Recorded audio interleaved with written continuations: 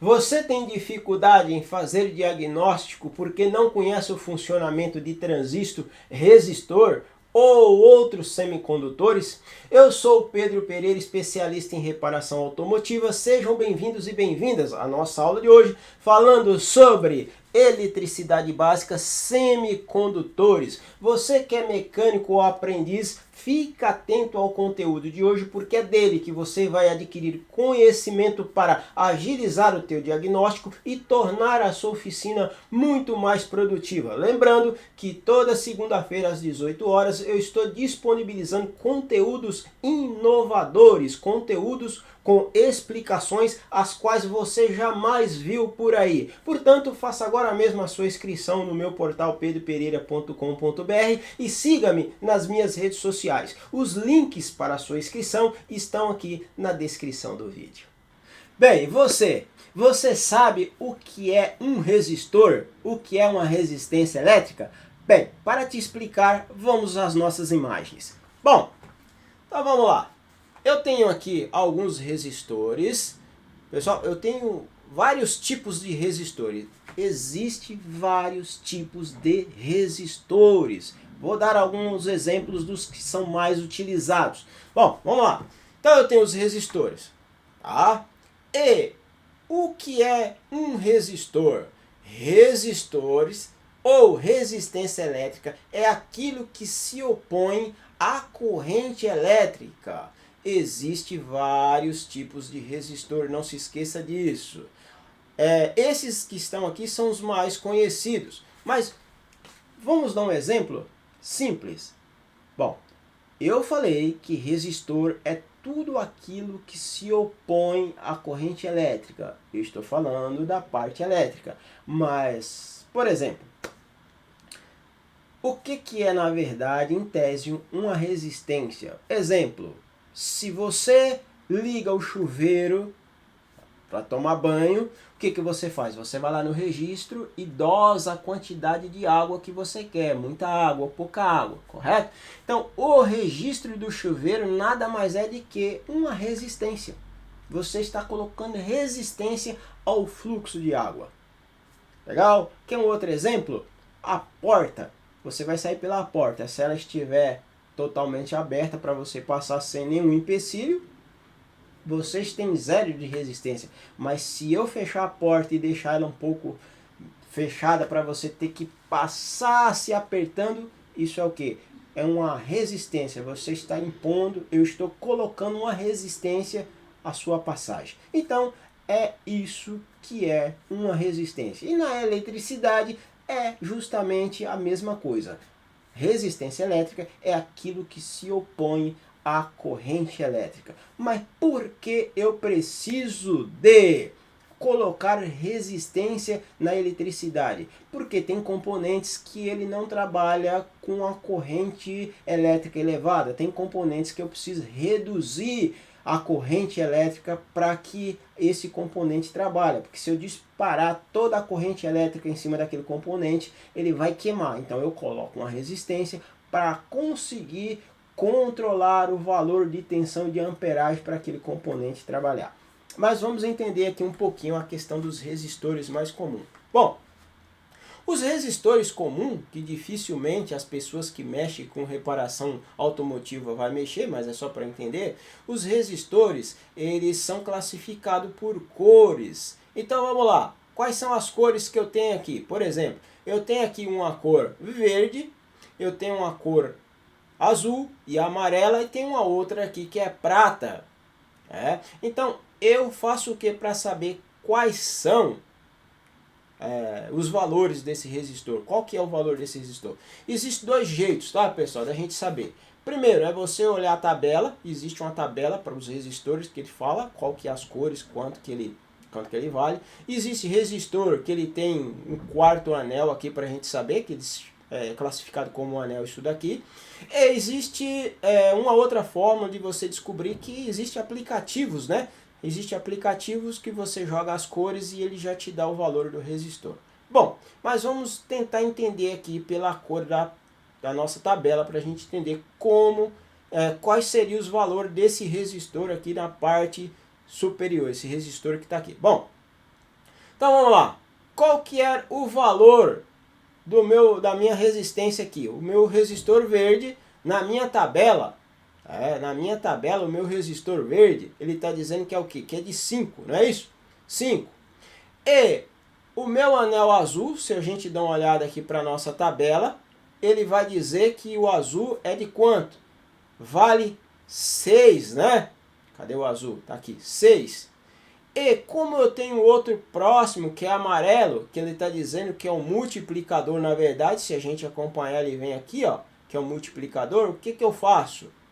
Eu vou pegar esses dois valores e vou multiplicar pelo valor que está aqui na minha tabela no amarelo, que ele está dizendo que é quanto? Que é, eu multiplico por quanto mesmo, pessoal? Por 10, né? 10.000. Por que 10.000? Porque ele está dizendo que o amarelo aqui, ó, dá uma olhadinha, corresponde a 10 ohms. Pessoal, vamos lá. O que que é 10 ohms? Se eu tenho 999 ohms, hora que eu colocar mais um, vai para quanto? Vai para 1.000 ohms, que corresponde o quê? 1K ohms. Corresponde 1K ohms. Então, se eu tenho, quantos mil eu tenho aqui? Eu tenho 10.000 ohms, que corresponde a 10K ohms. Então, por aí vai. Bom, hoje isso daqui está muito simples, né? E esse último anel aqui, que é o anel prata, o anel prata, na verdade, se a gente for dar uma olhada, ele quer dizer o quê? O que está aqui? Quer dizer que esse anel prata, ele é o quê? Ele é a tolerância, porque eu não vou pegar um resistor que ele tenha exatamente um valor fixo de, por exemplo, eu quero um resistor de 350 ohms. Geralmente você não vai achar ele 350 ohms certinho, você vai achar ele um pouquinho para mais, um pouquinho para menos. Então, geralmente ele vem com esse anel aqui, ó, para identificar que tem uma tolerância. E a minha tolerância aqui é de quanto? É de 10%. Então eu tenho uma tolerância de 10% para mais ou para menos. Bom, então isso é só para dizer que a gente tem vários tipos de resistores aí na eletricidade. Mas tem um pouquinho mais aí voltado para resistores aí que a gente vai falar um pouquinho mais adiante. Bem, mas falando de resistência, você poderia dar um exemplo? O que é uma resistência variável? A gente falou de resistores. Existem vários tipos de resistores. Mas e uma resistência variável? O que é uma resistência variável? Bom, então vamos lá para a nossa imagem. Bem, um dos grandes exemplos das nossas, falando de resistência variável, existe vários tipos de resistências variáveis. Um exemplo é o potenciômetro, né? Sabe o potenciômetro, pessoal? Potenciômetro é aquele botãozinho do rádio, né? Que você aumenta o volume, baixa o volume, e aquilo ali fala-se potenciômetro, mas na verdade aquilo é uma resistência variável. Quando você mexe ali no botão, você está alternando a resistência. E, por exemplo, sabe aquela botão de ventilador do ar-condicionado, tem primeira, segunda velocidade, o que que você faz ali? Ali é só uma resistência fixa que você alterna o botão variando a resistência para aumentar ou diminuir a velocidade. Outro exemplo de resistência variável, potenciômetro do pedal de acelerador, sensor de borboleta da injeção, na verdade é uma resistência variável. Um outro exemplo, está aqui, boia de combustível. Bom, essa aqui, pessoal, é a boia que vai no tanque de combustível, que é para marcar o nível de combustível. Ela é uma resistência variável. Então, quando ela alterna a sua resistência, ela faz com que o marcador lá no painel mude o valor, né, a sua posição. Por quê? Ela precisa de uma informação, e essa informação vem através de uma resistência variável. E como que a gente faz as medições? Bom, existe, aqui eu estou dando só um exemplo de resistência variável, tá, pessoal? Então vamos lá. Eu tenho aqui, pessoal, um tanque que a boia que vai lá no tanque, ela subiu. Quando ela subiu, porque encheu o tanque, eu altero a posição da minha resistência. Tá vendo que tem a hastezinha? A hastezinha desceu para baixo. Ela desceu, né? Tem que descer para baixo, né, pessoal? Não dá para descer para cima, né? Na verdade, ela desceu, né? Então vamos lá. Desceu. Então, se a resistência desceu, ela alternou o seu valor. E do outro lado? Do outro lado também. O meu tanque está vazio. Se o meu tanque está vazio, o que aconteceu com a boia? A boia desceu, né? O flutuador desceu. Se o flutuador desceu, a haste subiu. E isso alterna os valores. Então vamos lá. Se o meu tanque está vazio, o flutuador desceu, a haste subiu na resistência, eu aumentei o valor de resistência.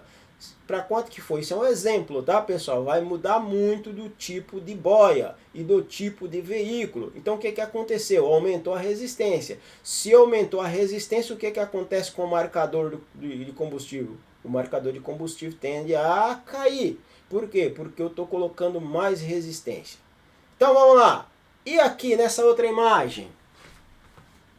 O que aconteceu? Eu enchi o tanque, o flutuador subiu, né? A boia subiu. O que aconteceu com a haste? A haste, ela desceu. Se ela desceu, o que aconteceu com o valor de resistência? O valor de resistência caiu. Se o valor de resistência caiu, o que vai acontecer com o marcador? O marcador vai subir. Bom, como que funciona o marcador de combustível, pessoal? Na verdade, o marcador de combustível funciona da seguinte forma. Hoje, a gente faz o quê? A gente tem aqui, né? Vamos pegar essa outra imagem aqui. Vamos lá. Eu tenho aqui o quê? Eu tenho a entrada de um fio e eu pego massa direto do depósito. Isso aqui é aqueles depósitos de chapa, né, pessoal? De chapa que hoje já não tem mais, né? Hoje os tanques, os reservatórios já são tudo de plástico, né? Então pode ver que as boias trabalham com 2 fios, não é mais com um. Então o que acontece? Isso aqui é só para a gente ter o exemplo. Então vamos lá. O que acontece? O nosso painel, nosso quadro de instrumento, ele disponibiliza uma corrente. Essa corrente, ela vem, passa pela boia e retorna. Então o que acontece? A partir do momento que eu alterno a minha resistência para mais ou para menos, a corrente devolvida para o marcador no painel, ela pode ser para mais ou para menos de acordo com a variação da minha resistência. É por isso que o marcador, ele marca para cima, para baixo, né? Cheio ou vazio ou médio. Isso vai depender da posição que vai parar o flutuador. Então, na verdade, a boia, né? Que a pessoa fala boia, né? Na verdade, é uma resistência variável. Legal? E a gente, para fazer essas medições, tem que ter uma tabela. Por quê? Porque por ela ser uma resistência variável, há várias posições aqui, né? Por exemplo, eu estou aqui com um tanque vazio, mas eu posso estar com um quarto, posso estar com um tanque ao meio, posso estar acima do meio, posso estar cheio, que é o que está marcando aqui, ó. E aí, eu tenho que saber, eu tenho que ter uma tabela para saber quais as posições que eu devo colocar o meu flutuador e quais vai ser os valores de resistência naquela determinada posição do flutuador. Então isso eu tenho que buscar essas informações com o fabricante da peça, tem que tomar muito cuidado com isso, que eu vejo pessoas medindo aí e às vezes não sabe. Isso daí tem que correr atrás do fabricante da peça e falar, meu, cadê a tabela de valores de resistência da boia? Eu preciso medir porque eu estou suspeitando de alguma coisa errada aqui, eu preciso dos valores. Então tem que ficar atento com isso. Já vi pessoas condenar boia, condenar flutuador, né? Condenar a boia dizendo que o problema era a boia. Na verdade não era, precisava resetar o painel. Bom, e outra, tem carros que para você ter esse acesso é dificultoso, você tem que abaixar o tanque, é muito trabalho. Então a melhor forma é buscar os valores de referência para que você possa trabalhar e medir os valores de resistência. E você sabe para que serve um capacitor? Qual que é a finalidade de utilizar um capacitor? Você sabe? Bom, não sabe? Então, vem comigo.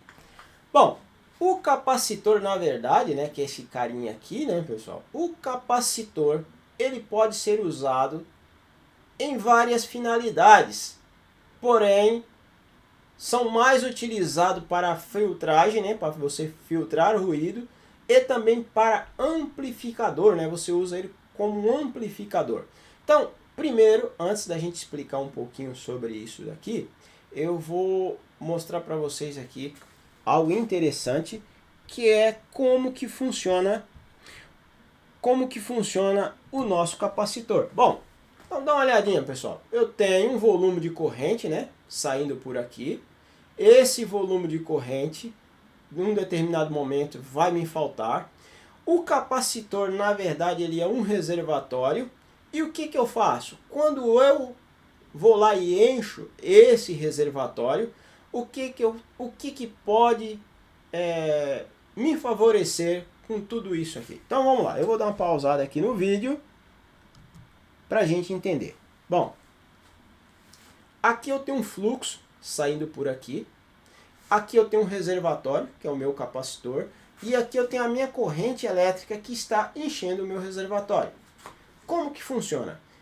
Essa corrente elétrica, pessoal, por mais que ela seja retificada, ela tem oscilações, né? E essa oscilação, desculpa, ela pode fazer o quê? Ela pode trazer alguns transtornos, pode trazer algum desconforto. Então, para que eu evito, para que a gente derrube, né, um pouco desse transtorno, a gente põe o quê? A gente põe um capacitor para filtrar, para fazer uma filtragem. Então, o que vai acontecer? Se a minha corrente ela está vindo com bolhas, com várias, digamos assim, ondas, né? Ela está vindo com várias impurezas lá no sinal lá da minha corrente. O que vai acontecer? A partir do momento que eu tenho um reservatório aqui, ela vai primeiro encher esse reservatório. O volume que vai sair por aqui, o fluxo que vai sair por aqui, ele não vai ter nenhuma oscilação. Quer dizer, vai ter, mas muito pouca. Então, com isso, eu consigo retificar, né? Eu consigo filtrar, não é retificar, eu consigo filtrar as impurezas que tem na corrente. Geralmente se usa muito capacitor em alto-falante, quando as pessoas que fazem instalação de som aí, né, sabe? A gente usa os capacitores para fazer o que mesmo? Para não só fazer a filtragem, mas também a gente pode usar para amplificar. Então vamos lá. O que vai acontecer? Se eu quero utilizar ele como filtragem, está explicado aqui como que ele vai funcionar. E se eu quiser usar ele para amplificar? Bom, o que a gente vai fazer? Olha, essa corrente que está vindo aqui, que é esse volume, ele é um volume, digamos, legal, mas ele não tem força para empurrar para colocar um determinado componente para funcionar. Então o que eu faço? Eu pego esse cara aqui, né? Apesar de a gente estar só com analogia aqui, né? Mas na verdade o que vai acontecer? Se eu tenho um volume de água, né, nesse reservatório, quanto maior o meu reservatório de água, maior vai ser a minha força que o meu líquido vai sair por aqui. Então, quanto maior for o meu capacitor, maior vai ser a amplificação da minha saída. Legal? Então, se eu posso usar o capacitor não só para filtragem, mas também posso usar para amplificar. E uma das formas que também me ajuda o capacitor é se eu quero temporizar um determinado componente. Por quê? Porque quando você corta a alimentação do capacitor, ele ainda permanece por algum tempo carregado. E eu posso aproveitar isso ao meu favor, que é o que a gente vai ver aqui no caso dessa animação. O que está acontecendo? Olha lá, desliguei, ó, liguei, O que aconteceu? Ó? Desliguei, ó. O meu fluido ainda continua abastecendo. Né? Então é importante, vamos ver novamente para ficar claro o que vai acontecer. Ó. Fechei, né? Fechei o meu reservatório, olha lá, encheu o reservatório, eu vou fechar, posso fechar, mas ainda vou continuar tendo líquido saindo aqui porque eu tenho uma reserva. Olha lá, fechei, ó.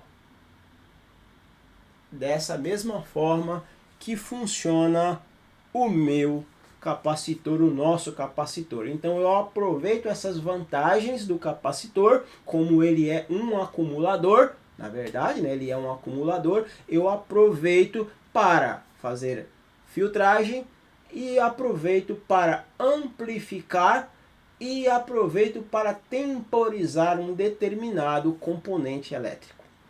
Então, muitas vezes tem alguns componentes elétricos, pessoal, que não funcionam. Por quê? Aí você leva no técnico, o técnico fala, olha, tinha um capacitor. Puta, mas um capacitor está impedindo? Sim. Por quê? Porque às vezes aquele determinado componente, ele precisa de uma amplificação da corrente para ele funcionar. Se eu tirei o capacitor não vai amplificar, esse cara não vai funcionar. Ficou claro? E os transistores? Você sabe para que serve um transistor? Bom, então antes da gente falar aqui, né, vamos aqui para nossas imagens, para que eu possa, né, vamos dar uma olhadinha nas nossas imagens, para te mostrar como que funciona um transistor e para que ele serve. Então vamos lá, eu tenho aqui a imagem de um transistor e aqui eu tenho o esquema elétrico de dois tipos de transistor. Lembrando que os transistores, eles têm vários modelos, né? Mas primeiro vamos dar uma olhadinha nesses aqui que são os mais comuns. Então, na verdade, o transistor, né, ou os transistores, pode ser utilizado como reguladores. Você pode usar ele para regular, mas também você pode usar ele como amplificadores de tensão e também pode usar ele como interruptor. Então, por exemplo, se você vai fazer uma ligação e você não quer utilizar um relé, dependendo da ligação, você também pode usar um transistor. Legal? Então vamos lá. Pessoal, eu tenho um transistor NPN e eu tenho um transistor PNP. Qual que é a diferença? Olha só, vamos dar uma olhadinha para as imagens aqui.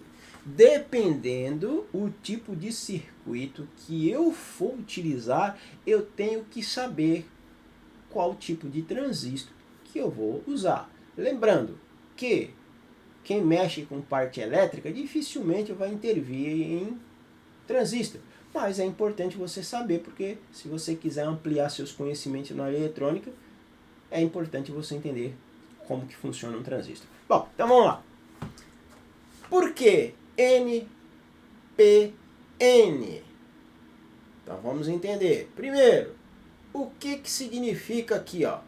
A letra do meio, ó, tá vendo? Ó? Corresponde o que a letra do meio? A letra do meio corresponde à base.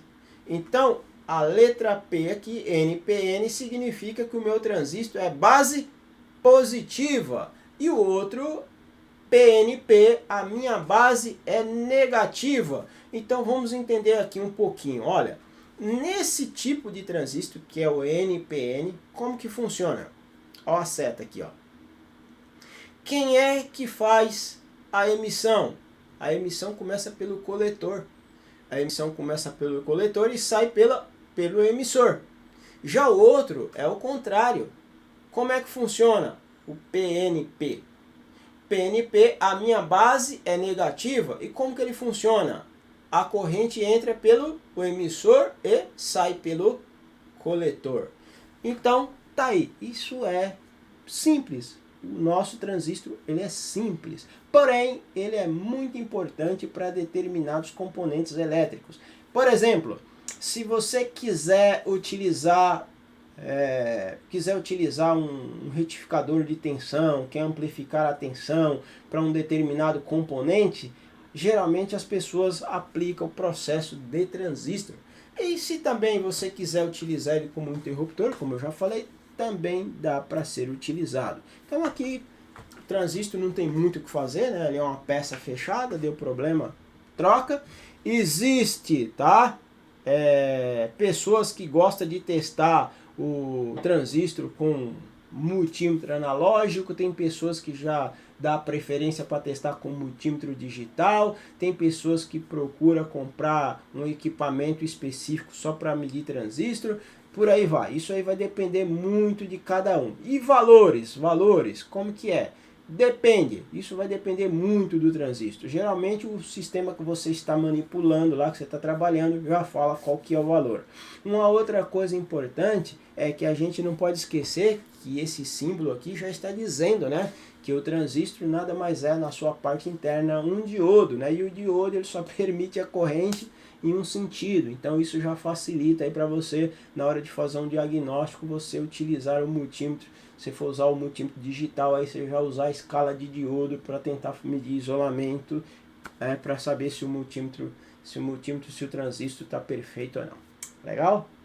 Agora que você já assistiu boa parte de eletricidade, eu vou te perguntar, você sabe quais são os passos para fazer a instalação de um farol de milha? Agora já estamos falando do que? Dos equipamentos elétricos. O que é os equipamentos elétricos? São os equipamentos que têm no veículos que funcionam eletricamente, como motor de limpador de para-brisa, motor de arranque, o que mais? Máquinas de vidros, rádio, painel, tudo isso são componentes elétricos. Mas aqui eu estou pegando como base coisas mais simples como farol de milha, lanterna e por aí vai.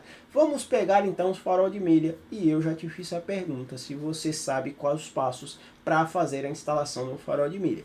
Vou te explicar da maneira correta e tenho certeza que você não vai ver ninguém fazendo dessa forma, mas eu vou te ensinar o que é correto, porque você é um profissional, você é um técnico reparador automotivo. Então vamos lá. Vamos aqui para a nossa imagem. Bem, o que eu tenho aqui, pessoal? Eu tenho um farol de milha e nós vamos fazer a instalação desse cara. Bom, eu tenho aqui um esquema elétrico, eu peguei esses faróis para fazer a instalação, não sei como que for fazer, como que faz, como que não faz. Então agora nós vamos instalar esse farol de milha juntos. Bom, primeira coisa que eu tenho que fazer aqui, pessoal, qual que é o primeiro passo? Primeiro passo, eu tenho que descobrir qual que é a potência do meu consumidor. Lembra que a gente viu a lei de potência? Falei que a gente ia utilizar? Então vamos lá.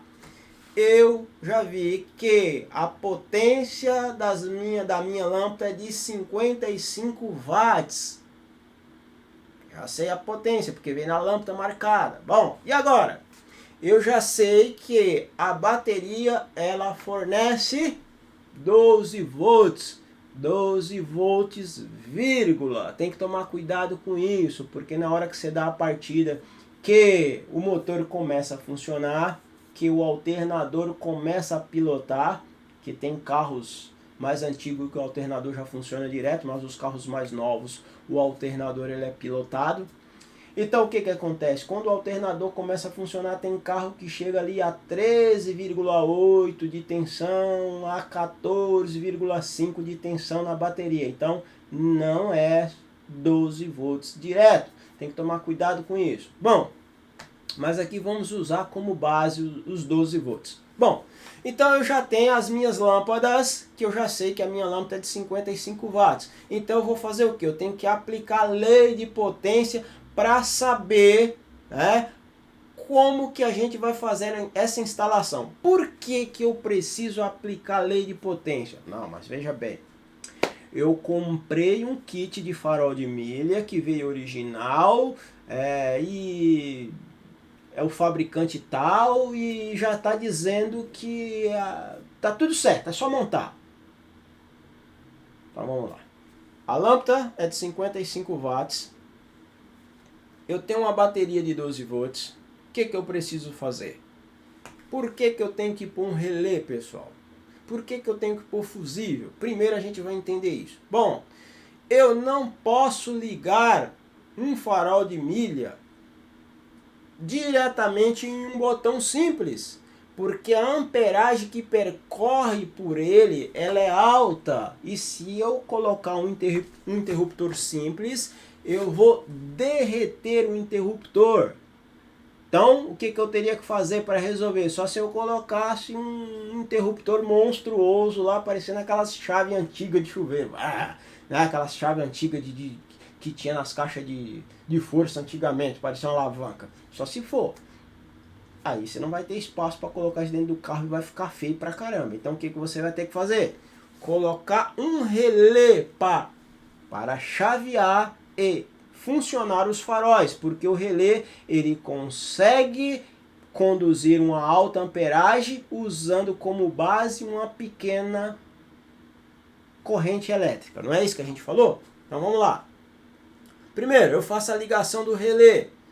Então o que eu vou fazer? Eu tenho massa no relé e eu tenho um positivo no relé.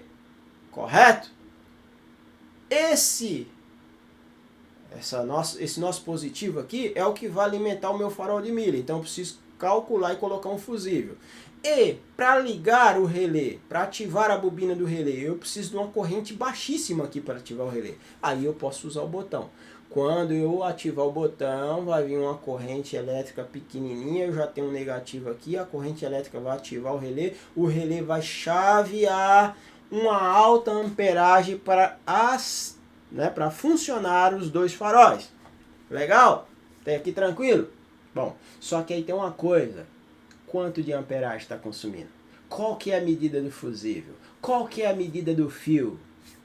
Cuidado com isso. Eu já vi muita gente sofrer com isso. Já vi gente que coloca um fusível de 10 e o fusível queima, ele quer colocar um de 20. Pessoal, fusível não queima. Fusível, ele sofre uma sobrecarga. Fusível, quando ele rompe, é porque ele sofreu uma sobrecarga. Então, vamos lá.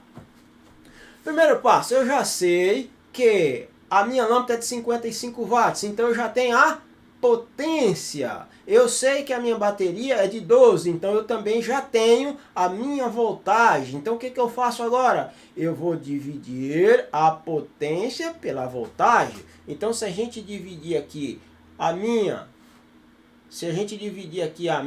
tensão, né? Se a gente dividir a minha, na verdade é aqui, né? Se eu dividir a minha potência pela minha voltagem, eu vou achar um determinado valor, não vou? Então vamos lá.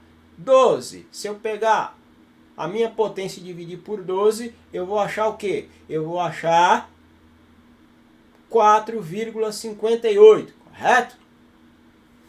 Então se eu tenho 4,58 vezes 2, eu vou consumir quanto aqui? Ó? Eu vou consumir 9,16 ampere. Então, a corrente que vai ser consumida, por que duas vezes, pessoal? Por que eu tenho que fazer duas vezes? Porque eu tenho duas lâmpadas, eu não tenho uma única lâmpada. Então, primeiro eu faço por uma lâmpada. Então, eu pego aqui e vou fazer 12, né? Porque eu tenho que fazer o quê? Eu tenho que multiplicar 12, né? Eu vou dividir aqui a potência, 55 dividido por 12, vai dar quanto?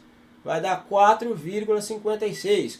4,56 vezes 12 dá quanto? Dá 9,16 amperes. Beleza? Então, já achei a amperagem que vai ser consumida. E para mim determinar o fusível, isso depende muito do fabricante do carro, do fabricante do componente. O que eu vou fazer agora? A amperagem não é de quanto aqui? Não é de 9,16? Eu vou colocar aqui um fusível de quantos amperes? Então, o que eu faço? Eu pego, né, e acrescento mais 10% ou 20%. Vai depender de qual é o valor que eu posso acrescentar de acordo com o fabricante. Porque tem fabricante que manda você acrescentar 10% e tem fabricante que manda acrescentar 20%. Então, se ele manda eu acrescentar 10% em cima desse valor, vai me dar um total de quanto? De 2,992 amperes. Bom, e aí o que vai acontecer? Se eu tenho esse valor de amperagem, praticamente eu já tenho 11 amperes. E aí, eu vou colocar um fusível de 10? Se eu colocar um fusível de 10 aqui, ele vai trabalhar assim, ó. Qualquer coisinha, o farol esquentou um pouco, ele vai queimar.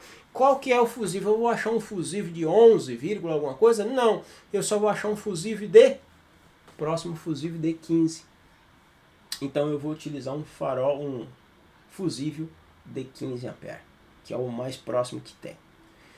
Então já definimos aqui qual que é o nosso fusível em cima desse cálculo, né? Então vamos repetir aqui para ficar claro, né, pessoal? O que eu vou fazer? Ó, eu vou pegar 12, né? Na verdade eu peguei a minha potência da minha lâmpada, que é 55 aqui na nossa fórmula, dividi por 12 volts, me deu um valor aqui, ó, de quanto? De 4,58. 4,58 vezes 2 vai dar 9,16. Então eu coloco mais 10% em cima, vai me dar esse valor. Esse valor aqui praticamente que é 11 amperes, né, pessoal? Então se eu pegar e colocar um fusível aqui de 10 amperes, vai queimar, porque eu já estou com um valor acima. Eu vou achar um fusível de 10, de 11, dificilmente eu vou achar. Então o próximo seria um de 15. Então o fusível que eu vou utilizar de proteção aqui é um fusível de 15 amperes. Bem, por que é importante vocês saberem disso, pessoal? Porque não é só isso. Aí vem a bitola do fio. Eu não posso usar qualquer fio. Por quê? Porque às vezes o fabricante ele manda um fio, mas ele não sabe por onde vai percorrer esse chicote. Então, para a gente determinar a bitola do fio, é importante que você consulte o fabricante aonde você está comprando o fio para ser utilizado. Por quê? Porque eu preciso do fio que ele tenha uma bitola adequada para amperagem e também a temperatura que ele resiste, porque se você passa essa fiação por dentro do capô do motor, por exemplo, ela esquenta pra caramba. Pode ser que você venha a ter problema. Então é interessante o que? Você pegar, conversar lá com o fabricante, entrar lá na tabela do fabricante e falar, olha, eu vou instalar um produto, vou instalar um componente que ele vai consumir em média de 15 amperes, né? E, na verdade aqui a gente determinou o fusível, né? Mas ele vai consumir em média de 11, 12 amperes. Vamos colocar para 15, né? Vou usar o fusível de 15, vai consumir 15 amperes. Qual que é a bitola adequada, né? Qual que é a espessura do fio adequada para usar para fazer essa instalação? Você vai lá na tabela, acha. E também você tem que identificar qual que é a temperatura que é necessário para que você possa determinar esse fio. Porque tem gente que pega os fios do farol de milha e passa pelo lado da porta do carro, passa debaixo do paralama, passa embaixo do para-choque e liga nos faróis. Aí você já não está passando por dentro do motor, já não esquenta tanto. Mas tem gente que não, que já passa direto pelo chicote ali por dentro do motor e por ali vai. Ali aquece bastante, e aí você pode começar a ter problema nos relés que param de funcionar, o fio vai derreter e vai gerar uma série de problemas. Então, por isso é que eu estou ensinando a forma correta, porque essa instalação eu estou te ensinando de uma forma que ninguém ensina. Ninguém fala que tem que fazer isso. Nem o próprio fabricante fala que você tem que fazer esses cálculos antes de instalar um farol de milha. E olha que nós estamos falando de um farol de milha que é coisa simples, né? Farol de milha é coisa simples. Você, não, ligou aqui no 12 volts, colocou massa, funcionou. Não, não é bem assim.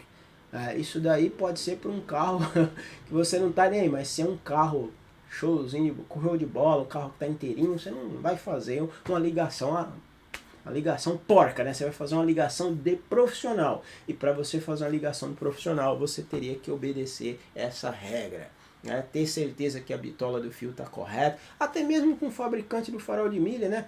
De repente ele vendeu e fala, beleza, posso instalar? Pode. Bom, a medida do fio tá certa? Tá, é essa mesmo? Tá. O fusível está adequado? É essa mesmo? Vamos levantar aqui, vamos fazer o cálculo nós dois aqui, o fabricante. Vamos ver se está certo. Beleza? Vou instalar. Não deu certo? Troca o fio, né? Troca a fiação, coloca a fiação conforme foi feito os seus cálculos, coloca um fusível determinado conforme foi feito o teu cálculo, também vê se o relé atende, né, a amperagem que está sendo consumida pelo farol e por aí vai. E fica atento, porque o farol de milha, eu já vi pessoas fazendo esse cálculo, mas a bateria já está meia morta, aí o farol fica meio que amarelo assim lá, ligado, e ele começa lá, não está consumindo, não. Fique esperto, porque a amperagem que é disponibilizada pela bateria, né, e a tensão com a bateria com o carro desligado é uma coisa, quando você dá partida é outra. Então fique esperto com isso. Legal? Valeu? Bem, ainda falando de equipamentos elétricos, então olhando para essa imagem aqui, ó. Você sabe quais são as medições passivas nos componentes dessa imagem aqui? Então vamos lá, quais são os componentes que eu tenho aqui? Eu tenho o alternador, né? Tem a bateria, tenho aqui o outro alternador e tenho aqui o motor de arranque. Quais são as medições e quais os diagnósticos que eu posso fazer aqui? Bom, primeiro, pessoal, vamos começar pelo nosso motor de arranque. O meu motor de arranque, na verdade, o que eu posso medir nesse cara aqui? Eu posso medir com a pinça amperimétrica, com o alicate amperimétrico, quanto que ele está consumindo, né? Eu coloco o alicate amperimétrico aqui, né, em cima dessa, e posso medir quanto que ele está consumindo de amperagem. Eu preciso, né, fazer esse cálculo para saber se ele está consumindo acima do que ele deve consumir, porque se ele está consumindo acima, eu posso ter um problema no motor, ou eu posso ter um problema na bobina interna aqui, ou folga interna do eixo.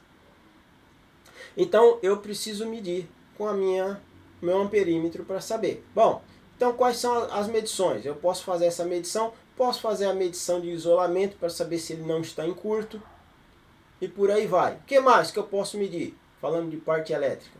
Bom, eu posso testar o automático se ele está ativando ou não, né? Eu posso dar uma verificada nas escovas. Tem motor de partida que permite reparação, tem motor de partida que não, você tem que trocar o motor de partida completo.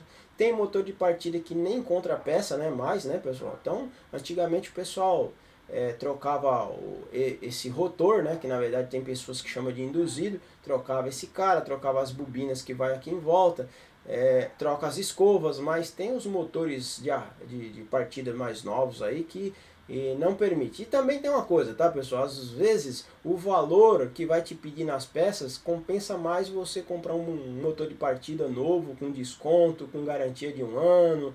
É melhor do que você reparar. Mas aqui é só pra gente entender como que ele funciona. Bom, funciona e os diagnósticos que é passivo. Bom, e o que mais que eu posso fazer aqui? Eu posso, né, dar comandos direto nele para saber se ele está ativando e colocar um multímetro aqui para saber se ele está jogando corrente para a parte inferior aqui do motor, né? Se ele está jogando corrente, eu também consigo fazer esse tipo de medição. É muito perigoso você fazer isso no lugar, é legal se você puder fazer essa medida fora, é melhor ainda.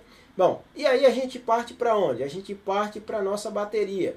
O que eu meço numa bateria? Primeira coisa, a gente mede o que? A amperagem da bateria, né? Tem bateria, de novo, bateria, pessoal, tem que ficar esperto, porque bateria ela tem duas informações da amperagem. Ela tem a amperagem hora, né? O quanto ela fornece em 1 hora. E ela tem a amperagem, que é a capacidade de partida. Tem que tomar muito cuidado. Por quê? Porque a ampere-hora, geralmente está se falando de 55 ampere-hora. A bateria é 55, 60 ampere-hora. A bateria é fortíssima. Não, mas às vezes eu preciso ver a capacidade de partida. Porque tem carro que ele exige aí 400, 500 ampere a capacidade de partida. Então o que eu faço? Eu posso fazer essas medições. Uma outra coisa que eu meço na bateria é o que? A tensão da bateria. Como que eu meço a bateria? Ver se a tensão dela está dentro. Geralmente, quando a bateria ela cai abaixo de 9 volts, pode jogar a bateria fora, tá, pessoal? Geralmente, quando ela cai a amperagem abaixo ali, já era. Tá? No máximo, ali 9,5 para cima, beleza. Abaixo disso, a bateria já era.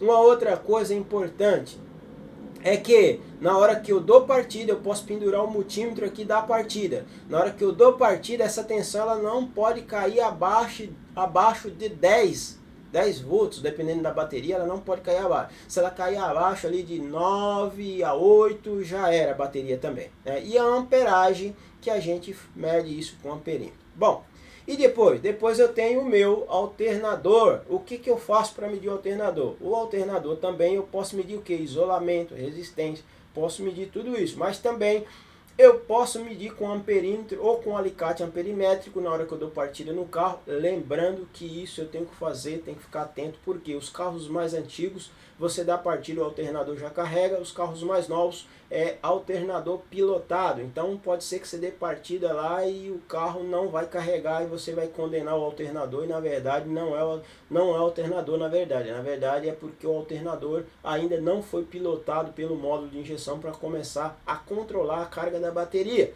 Tem que ficar esperto com isso.